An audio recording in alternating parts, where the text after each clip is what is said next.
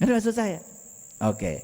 Tapi kalau ingin disukai, tanpa kita memaksa orang lain harus suka, nih catat omongan saya.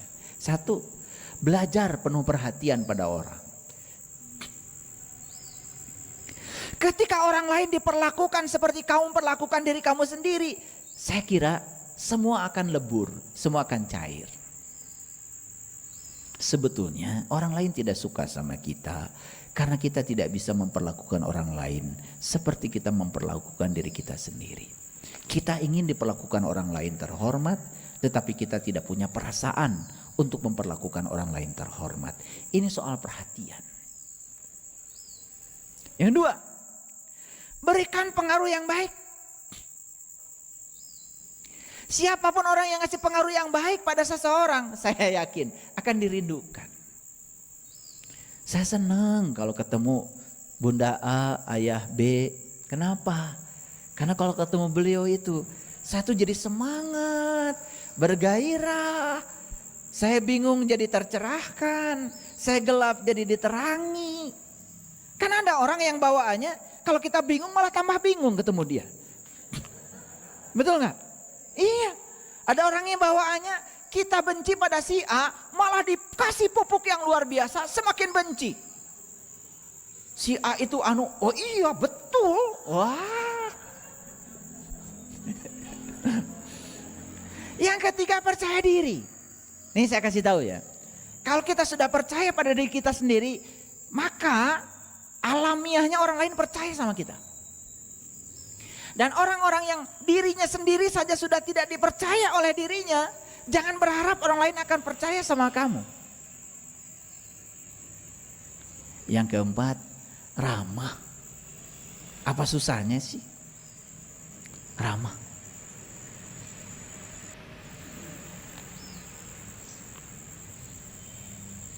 Enak gak kalau orang lain ramah sama kita? Betul gak? Iya. Oh ya, apa kabar?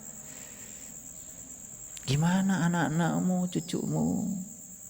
Seneng gak tanya begitu?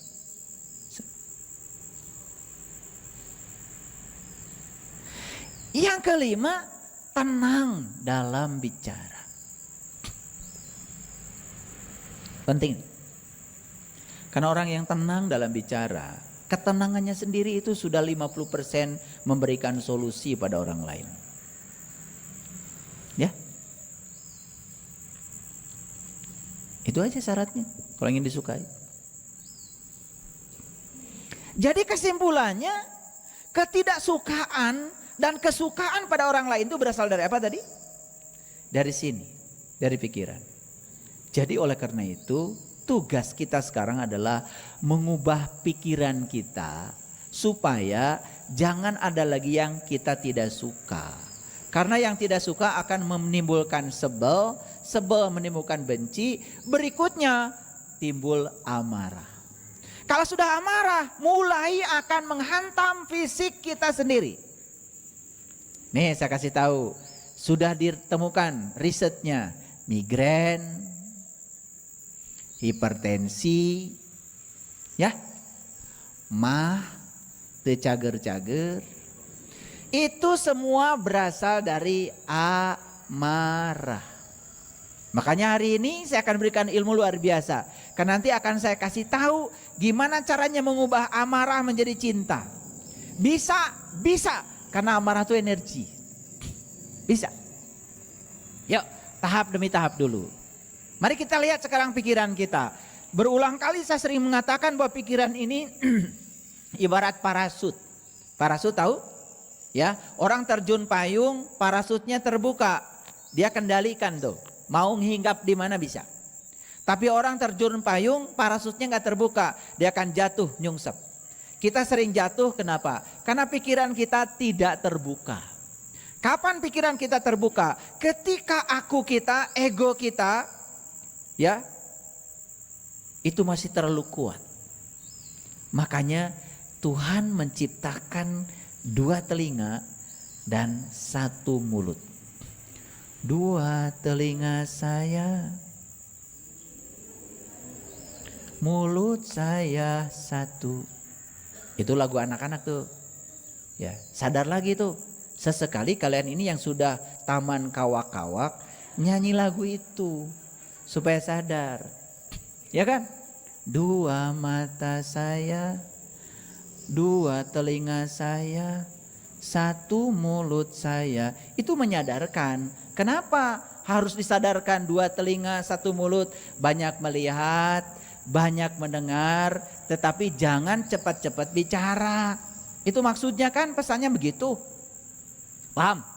Nah, pikiran yang tertutup sangat berbahaya ketika dia bicara. Ketika mulut terbuka, pikiran tertutup sangat berbahaya. Yang keluar adalah persepsi, yang keluar adalah penilaian pribadi yang sepihak. Makanya Lao Tse mengatakan, siapa yang mendengar sepihak, dia sudah berada dalam kegelapan. Tapi siapa yang mendengar dua pihak, maka dia akan dalam terang benderang. Hati-hati ya, mendengar sepihak itu kegelapan. Makanya saya kalau mendengar ini saya diam aja. Karena saya baru mendengar sepihak dan saya sadar itu kegelapan. Kalau saya itu respon dan saya memberikan kesimpulan, sangat berbahaya. Karena saya masih belum mendengar dari dua pihak. Itu penting. Ini soal kebijaksanaan ya. Ya? Iya. Kalian harus dibentak sedikit. Ketika pikiran diam, seluruh alam semesta akan menyerah. Apa maksudnya? Pikiran diam itu seperti apa? Pikiran diam itu adalah pikiran yang terkendali. Siapa pengendali pikiran? Kesadaran. Makanya kita belajar kesadaran untuk mengendalikan pikiran. Manusia bisa mengubah hidupnya dengan mengubah cara berpikirnya. Setuju? Kan saya sudah bilang, nasib itu ditentukan oleh karakter. Karakter ditentukan oleh kebiasaan. Kebiasaan ditentukan oleh tindakan. Tindakan dilahirkan oleh kata-kata. Kata-kata dilahirkan oleh pikiran. Jadi sebetulnya nasib itu ujungnya, tapi awalnya pikiran. Makanya mengubah nasib adalah mengubah pikiran. Ini sudah saya jelaskan di kajian yang sebelumnya. Paham ya? Oke. Jangan tinggal di masa lalu. Jangan bermimpi tentang masa depan. Pusatkan pikiran saat ini. Ini yang disebut dengan mindfulness. Makanya saya mengajarkan olah nafas 4, 7, 9. Tarik napasnya hitungan 4. Tahan napas hitungan 7. Buang napas hitungan 9. Sehingga ada saldo. Narik napasnya 4, buang napasnya 7. Sehingga yang masuk dengan yang keluar tidak sama. Sehingga respon kita terhadap sesuatu selalu tenang. Itu pentingnya mindfulness. Itu jangan dianggap remeh. Ya, tarik napas yang dalam. Hitungan 4.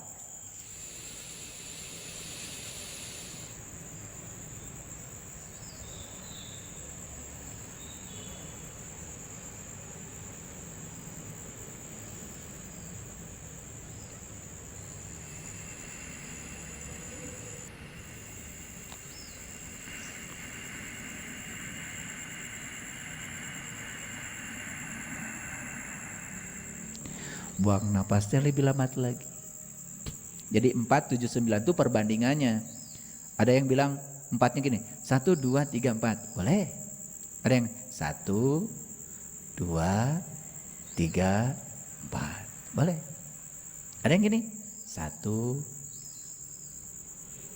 2,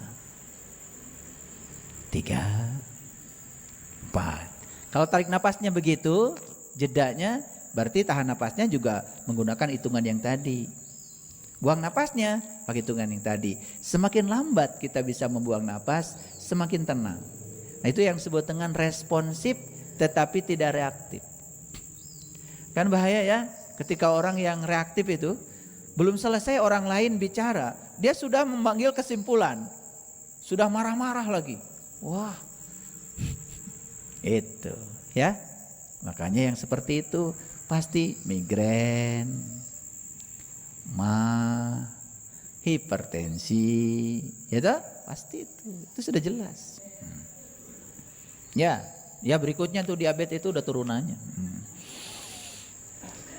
Baik, lanjut dulu. Kesibukan itu selalu berhasil menaklukkan pikiran-pikiran negatif. Nah, itu sebabnya latihan untuk mempositifkan pikiran, sibuk. Sibuk aja. Makanya saya kasih tahu ya, jangan titipkan pekerjaan pada orang yang banyak waktu. Gak akan beres. Titipkan pekerjaan pada orang sibuk. Ternyata riset membuktikan semua orang sibuk dikasih pekerjaan apapun selesai. Dan orang yang banyak waktu dikasih pekerjaan apapun mual beres. Karena suka menunda. Dan orang yang menunda itu orang yang sombong. Di Quran surat Al-Kahfi Allah mengatakan, janganlah kau mengatakan besok masih ada waktu. Karena semua penderitaan berasal dari menunda.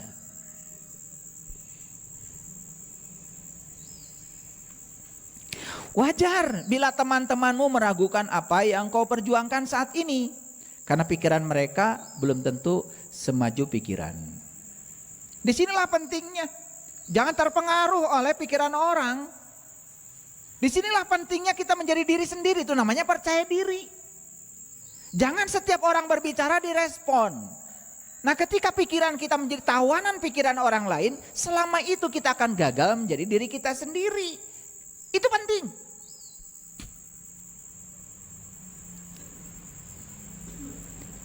Jangan abaikan masalahmu. Abaikan pikiran-pikiran negatifmu tentang masalahmu.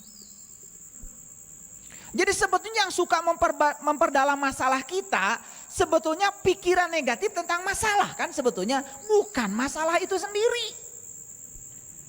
Mungkin masalahnya awalnya sederhana. Karena dikasih bumbu-bumbu oleh pikiran negatif tentang masalah kita, itu yang membuat masalahmu menjadi kelihatan seperti besar. Jadi semua ini adalah permainan pikiran. Saya orang yang sederhana, tetapi dengan pikiran yang rumit. Setuju? Kok dia? Atau orang yang rumit dengan pikiran yang sederhana? Nah, sebetulnya kita ini datang ke semesta ini, pikiran kita tuh awalnya sederhana. Dengan proses kehidupan ada paradigma yang diinputkan ke dalam pikiran kita secara tidak langsung, maka kita tuh menjadi tawanan dari lingkungan ini. Apa yang terjadi? Pikiran kita jadi ruwet. Makanya betul kalau kata-kata di dalam kitab suci, kamu tidak akan pernah masuk surga kecuali kamu sudah menjadi anak kecil kembali. Nah, maksudnya adalah kita menjadi pikiran seperti anak-anak. Coba tanya anak-anak ya, cucu saya yang usianya 4 tahun, cucu saya yang usia 8 tahun. Tanya ya, kalau dia lagi main asik, tanya ya tentang hari esok. Dia akan jawab. Dia fokus aja bermain hari itu. Betul? Itu. Nah, kita itu lagi rekreasi pun mikiran isu. Betul gak? Iya. Lagi makan enak pun mikiran isu. Makanya kembali jadi anak kecil. Begitu jadi anak kecil langsung surga kita miliki. Di sini saat ini sekarang. Siapa yang hari ini menjadi anak kecil kembali? Surga. Anak kecil lagi main berantem. Nangis-nangisan sih. Tapi sejam kemudian main lagi. Gak kayak kalian. Seumur-umur gak main lagi. Jadi pengen masuk surga gimana wajah-wajah kayak gini. Dendamnya luar biasa. Betul gak? Iya. Itulah penyebabnya karena apa? Mengizinkan hati kita tersakiti. Dan saya sudah berulang kali mengatakan, sakit hati bukan buatan orang. Sakit hati karena kamu ingin orang seperti yang kamu mau. Yang bikin sakit hati kamu sendiri. Tapi yang dibenci orang lain. Gak nyambung. Betul gak? Iya. Kenapa sih ibu tuh benci banget sama dia? Abdi mah nyeri hati. Nyeri hati. Bari dicagap.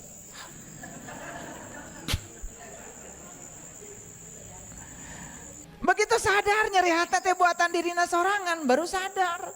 Nu dipingawewa batur, dipikangewa batur, padahal penyebab sakit hati maneh. Nah, make ngewa ka batur. Kan gak nyambung. Sekarang udah tahu ilmunya. Oh, buat apa saya benci pada orang yang disebut oleh saya menyakiti saya? Kan sebetulnya sakit hati bukan buatan dia. Saya ingin dia seperti yang saya mau. Bebaskan keinginan pada dia. Hilang tuh sakit hati. Maka benci pun akan hilang. Ini namanya merubah mindset. Ini ilmu mahal nih. Mahal. Ya. Dan saya tidak banyak bicara ayat sekarang. Ayatnya satu aja yang tadi. Cukup landasannya. Tapi saya berbicara praktek kehidupannya. Untuk kesadaran. Pikiran tumbuh jika digunakan. Melemah jika tidak digunakan. Makanya pikiran itu harus digunakan. Kapan kita bisa menggunakan pikiran? Saat kita bisa mengendalikan pikiran. Jadi menggunakan pikiran itu saat pikiran bisa dikendalikan oleh kita. Bukan pikiran menggunakan kita. Maaf ya, ada salah kaprah dalam hidup kita. Saat pikiran menggunakan kita, kita menganggap pikiran sedang kita gunakan. Padahal pikiran sedang di luar kontrol kita sendiri. Hidup itu sesungguhnya sederhana. Yang membuat rumit adalah pikiran kita sendiri. Jadi semua keruwetan hidup itu berasal dari pikiran. Coba, ruwet gak hidup? Ketika suka pada si A, tidak suka pada si B. Ruwet gak? Ruwet. Bingung kan? Ya. Arisan, si A datang gak ya? Takut si A datang. Padahal itu pikiran saja. Ruwet kan? Padahal coba kalau datang, datang saja. Siapa tahu ketika kita datang malah suasana jadi cair. Tetapi karena pikiran terus saja ngasih input yang menyeramkan. Akibatnya apa? Seram betul hidup itu. Karena diserami oleh pikiran kita sendiri. Begitu? Karaos? Sugan sadar. Jadi hidup kita adalah ciptaan pikiran kita. Makanya saya sering mengatakan, kalau kamu ada masalah, kembalikan masalah itu pada Sang Maha Pencipta. Ulangi, kalau ada masalah, kembalikan masalahmu pada Sang Maha Pencipta. Ngerti? Siapa Maha Pencipta itu? Pencipta masalahmu. Siapa pencipta masalahmu? Pikiranmu. Jadi kalau kamu punya masalah, masalah itu sadar, buatan pikiranmu. Kembalikan pada yang membuatnya. Ngaji nggak beres-beres selama ini. Kalau kamu ada masalah, kembalikan pada Sang Maha Pencipta. Siapa Maha Pencipta? Allah. Cek Allah teh. Nunyian masalah mana?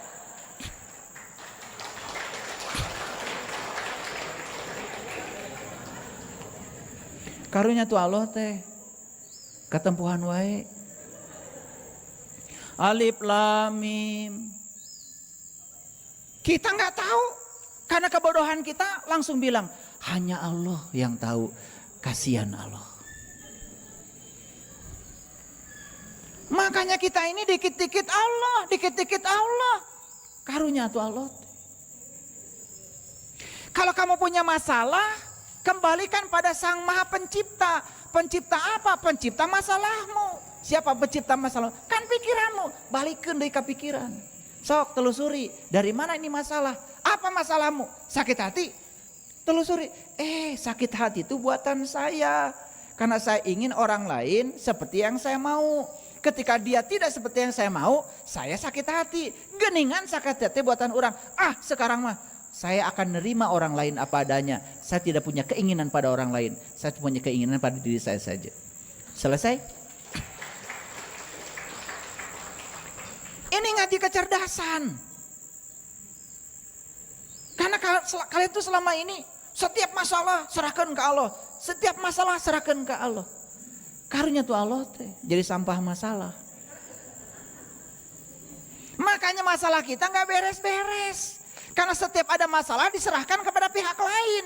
lain diurusku sorangan. Kartos. Sugan tuh dibolekerkeun kieu mah. Ngalarti. Maka kita harus menang dalam pikiran sebelum menang dalam kehidupan. Saya yakin ya, setiap orang yang memenangkan kehidupan adalah orang yang sudah berhasil memenangkan pikirannya. Dan semua orang yang dikendalikan oleh pikirannya selalu kalah dalam kehidupan. Jadi kalau kita tidak bisa menikmati berkah kehidupan, satu penyebabnya. Karena Anda belum bisa mengendalikan pikiran Anda sendiri.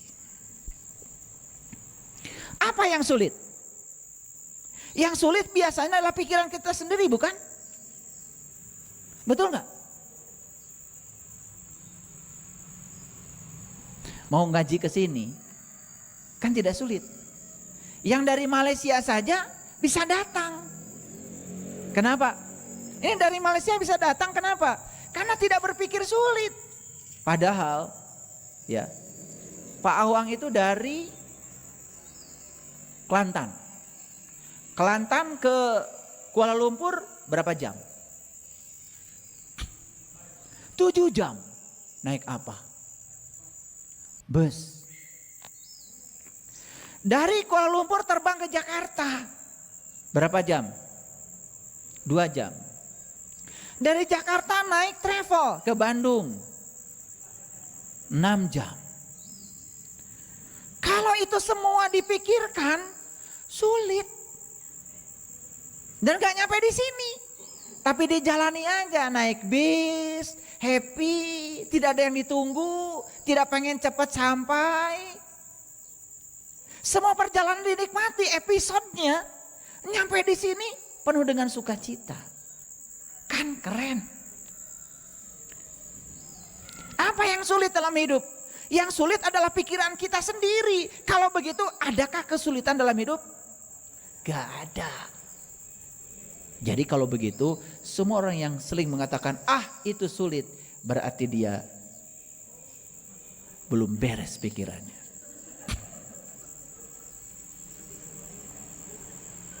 Makanya saya sering jalan sendiri, maaf, karena saya tidak mau mengajak orang-orang yang pikirannya sulit. Ya saya jalan aja. Karena orang yang berpikiran sulit, selamanya sulit. Dan kalau saya bersama dia, saya jadi keracunan sulit.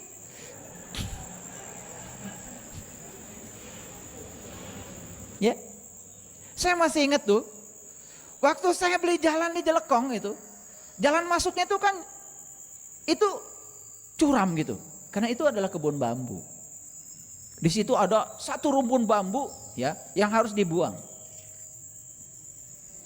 Dan saat itu saya membawa rombongan ke sana. Saya bilang, ini jalan masuk kita. Wah, ada rumpun bambu. Ini pasti akarnya dalam lah ya katanya. Saya nggak dengar dia. Ya,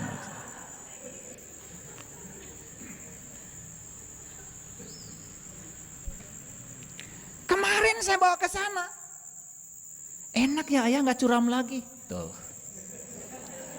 Jadi landai gini, mobil udah bisa ya ayah. Tuh. Ya kan? Coba kalau saya ngikutin pikiran dia, keracunan saya. Karena di otak saya nggak ada yang sulit, nggak ada.